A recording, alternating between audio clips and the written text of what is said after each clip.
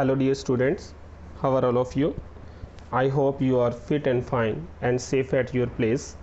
So students, जैसे कि हमने लास्ट वीडियो में डिस्कस किया था business services, there meaning and nature, ये दोनों चीज़ें हमारी ऑलरेडी डिस्कस हो चुकी हैं। अब जो हमारा नेक्स्ट टॉपिक आता है वो है टाइप्स ऑफ बिजनेस सर्विसेज।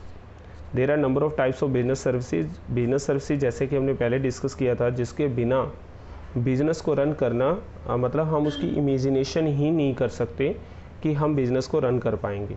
तो कौन कौन सी टाइप्स की बिजनेस सर्विसेज हैं? फर्स्ट है banking services, insurance services, transport services, warehousing, communication. तो मोस्ट प्रॉब्ली आप लोगों को इन सर्विसेज के बारे में नॉलेज भी है, तो उसी को हम डिस्कस करेंगे और डिटेल में डिस्कस करेंगे, वन बाय वन हम डिस्कस करेंगे। जैसे बैंकिंग सर्विसेज, आपको पता है एक बिज़नेस को रन करने के लिए फाइनेंस की बहुत रिक्वायरमेंट रहती है, ज़रूरत है। बिना फाइनेंस के एक बिज़नेस अपने आप को प्रॉपरली रन नहीं कर सकता। तो जो फाइनेंस की सर्विसेज हैं या फाइनेंस की जो फैसिलिटी है एक बिज़नेस को अगर कोई प्रोवाइड करता है तो बैंकिंग सर्विसेज प्रोवाइड करेंगे। इसके अलावा भी बहुत सारी सर्विसेज होती हैं जो बैंक से एक बिज़नेस को मिलती हैं। सेकंड है इंश्योरेंस सर्विसेज। बिज़नेस के अंदर एक मेन जो करैक्टरिस्टिक्स या बिज़नेस की करैक्टरिस्टिक्स की अगर हम बात करें तो एक करैक्टरिस्टिक्स है रिस्क एलिमेंट। बिज़नेस में रिस्क रहता है, और अगर बिज़नेस में इस रिस्क एकदम से अगर ये रिस्क आ जाए, जैसे कोई अर्थक्वेक आ गया या लॉस बाय फायर हो गया, लॉस बाय थेफ्ट है, एक्सीडेंट हो गया, तो उस बिज़नेस के लिए बहुत मुश्किल हो जाता है, चैलेंज हो जाता है। हो सकता है इतना ज़्यादा लॉस हो कि वो बिज़नेस दोबारा से स्टैंड भी ना कर पाए। तो इंश्योरेंस सर्विसेज, इंश्योरेंस कंपनी क्या करती है, एक डेफिनेट फीस के बदले में जो बिज़नेस का रिस्क है वो अपने शोल्डर पे ले लेती है। तो ये सर्विसेज अगर कोई प्रोवाइड करता है तो वो कंपनी जो है वो इंश्योरेंस सर्विसेज कहलाती हैं। नेक्स्ट है ट्रांसपोर्ट सर्विसेज। आपको पहले भी हमने एक बार डिस्कस किया था कि जहाँ बिज़नेस का प्रोडक्शन हो रहा है या जहाँ गुड्स को प्रोड्यूस कर रहे हैं और जो कंजप्शन प्लेस है वो दोनों डिफरेंट हैं। हो सकता है ज्योग्राफिकली पॉइंट ऑफ व्यू से कोई बड़ी बात नहीं है, आप सबको पता है आज बहुत सारी गुड्स ऐसी हैं जो फ़ॉरेन में प्रोड्यूस हो रही हैं, या इवन हम अपने कंट्री में देखें तो एक स्टेट में वो प्रोडक्शन हो रहा है लेकिन उसका कंजप्शन सभी स्टेट्स में हो रहा है।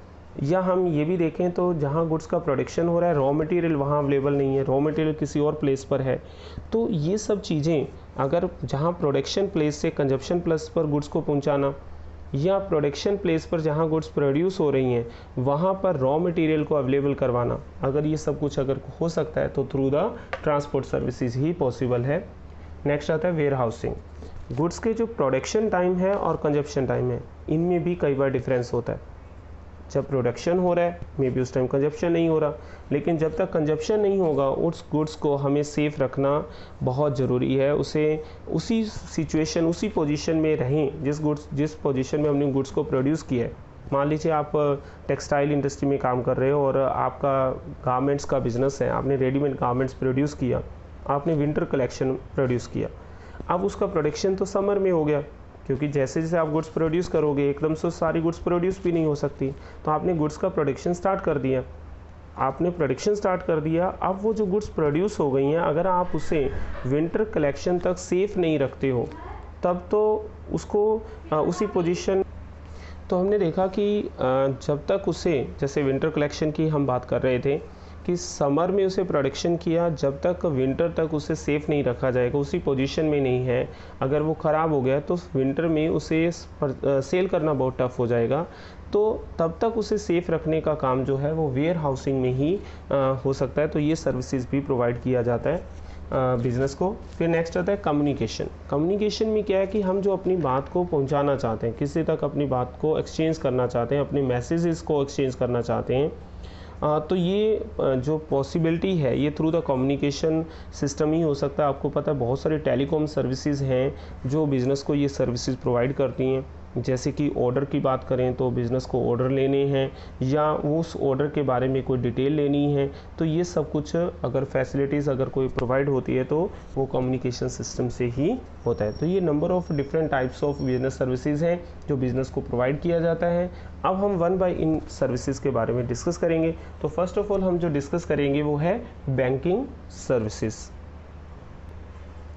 सो स्टूडेंट्स, जो हमारा अब फर्स्ट पॉइंट है वो है बैंकिंग सर्विसेज, फर्स्ट चैप्टर 4.1। इसमें फर्स्टली हम डिस्कस करेंगे अबाउट द बैंक्स। जो बैंक्स का ऑरिजिनेशन हुआ, बैंक्स का जो डेवलपमेंट है वो बहुत नंबर ऑफ़ ईयर्स पहले से है, और इस बारे में एक मिस्ट्री है कि इसका इंसेप्शन कैसे हुआ, बैंक शुरू कैसे हुआ, बैंक वर्ड आया कहाँ से।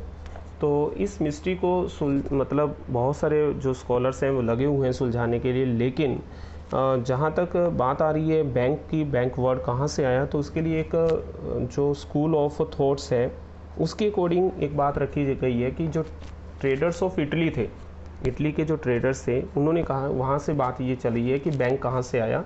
तो traders of Italy exchanging money are known as बेंची। जो इटली के ट्रेडर्स थे वो मनी को जब एक्सचेंज करते थे उन्हीं को हम बेंची कहते थे। उसका रीज़न क्या था? Because they use to keep a table with them for making payment which was called बेंची। क्योंकि जो वो टेबल यूज़ करते थे उस टेबल को बेंची कहते थे, या बेंच जिसको हम आजकल वर्ड बेंच भी यूज़ कर लेते हैं टेबल के लिए। मीन्स उसी बेंची वर्ड से ही बैंक वर्ड का ऑरिजिनेट हुआ, इंसेप्शन हुआ, ये माना जाता है। ये स्कूल ऑफ थॉट्स के अकॉर्डिंग है, जो मतलब बैंक की इंसेप्शन के बारे में बताता है। मतलब वैसे इसके लिए एग्जैक्टली नहीं पता कि बैंक वर्ड कहाँ से आया, लेकिन फिर भी कहीं ना कहीं से इसके बारे में ये नॉलेज, ये इन्फॉर्मेशन आया है कि जो इटली के ट्रेडर्स हैं, जब वो मनी को एक्सचेंज करते थे उन्हीं को बेंची कहते थे। और क्यों बेंची उनको वर्ड यूज़ किया गया? क्योंकि मनी को एक्सचेंज करने के लिए जिस टेबल का वो यूज़ करते थे उसे बेंची कहा जाता था। वहीं उसी बेंची वर्ड से एक बैंक वर्ड का जनरेट हुआ।